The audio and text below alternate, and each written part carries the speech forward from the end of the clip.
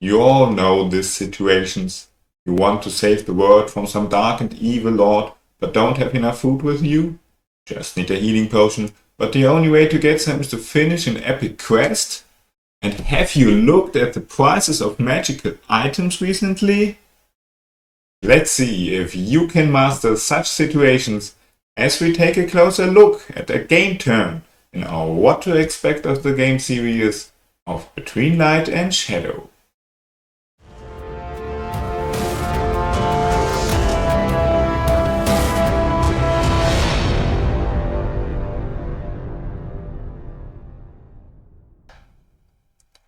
Because I just want to give you a quick overview of the game, I will not go through all the rules of a game turn on detail in this video.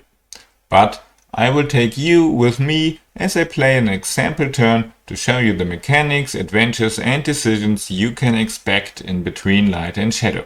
So let's jump right into a game. As you can see, I already played some turns and I'm ready to start a new one. This always begins with the movement, and as you all know, movement is exhausting. So at the beginning of each turn, I have to cross out one energy on my energy bar here.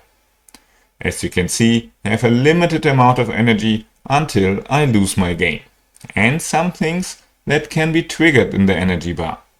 I may have to eat something on my journey, so I have to cross out some food on my supply sheet.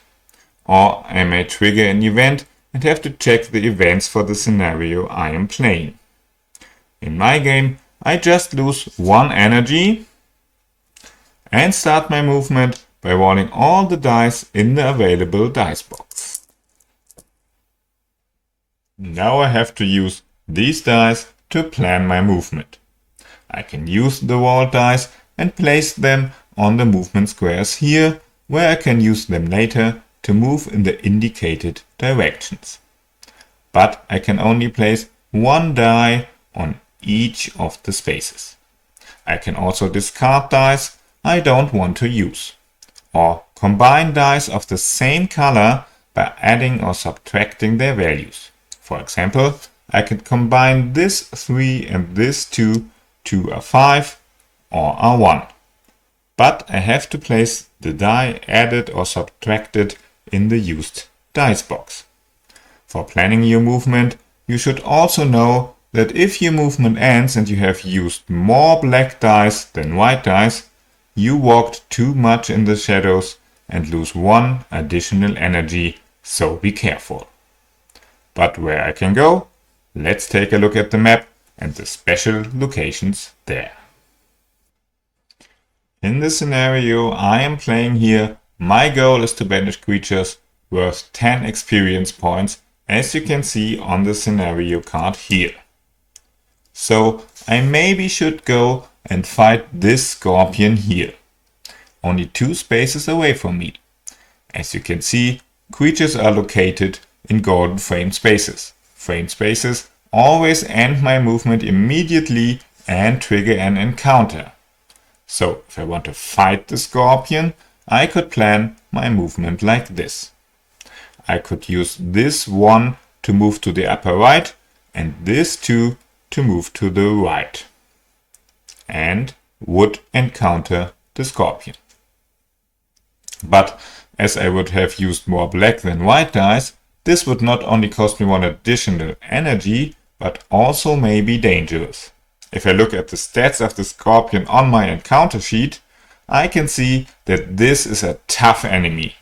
Maybe it's a good idea to gain some additional equipment and experience before I face this opponent, so let's see how I can achieve this. Beside the creature encounters in golden frame spaces, you can also have city encounters. If you enter a city space with a silver frame border, your movement also ends immediately, and you can look at your encounter sheet what city encounters are possible for the location you have entered. You may trade in a city, or you can do quests or trigger events here. Since they are different in every scenario, you should use them wisely. For my game looking at Sandgate, I can do a quest by giving some of my food to some beggars who would reward me with a powerful magical item. Or I can trade coins for potions.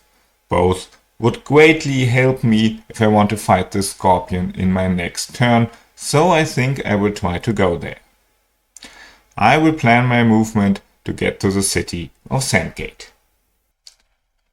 Now I would execute my movement by taking one die after another from the movement box, place it into the used dice box, and move my meeple in one of the indicated directions. So I would use this 2 to move one step to the right. And as you can see, I entered a space with a skull. These are dangerous locations. If you move to such a space, you will lose a certain amount of the indicated supplies. Here I walk through a desert, so I will lose some health. The amount of lost supplies depends on the difference of used black and white dice +1 at the moment you enter such a dangerous location. So I lose 1 plus the difference of the used black die and non-white die to a total of 2 health. Not very well planned, but the good thing about dangerous locations is that they also provide you with some experience. In each space you get 2 experience points that are marked here.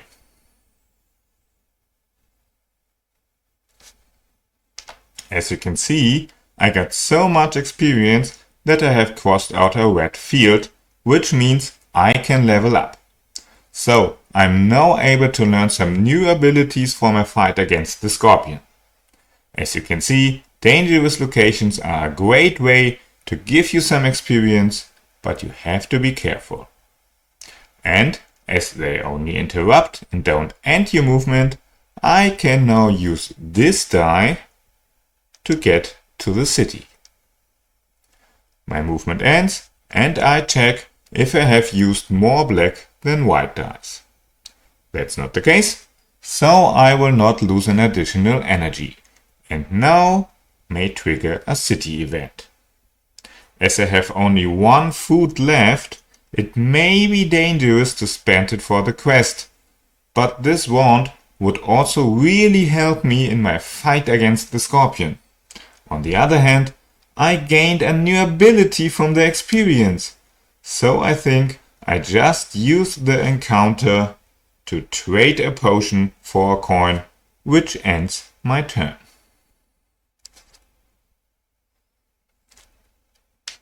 We will see how this works out next week, as I will face the scorpion and show you how to use your equipment, how to level up your abilities, and how to fight evil creatures.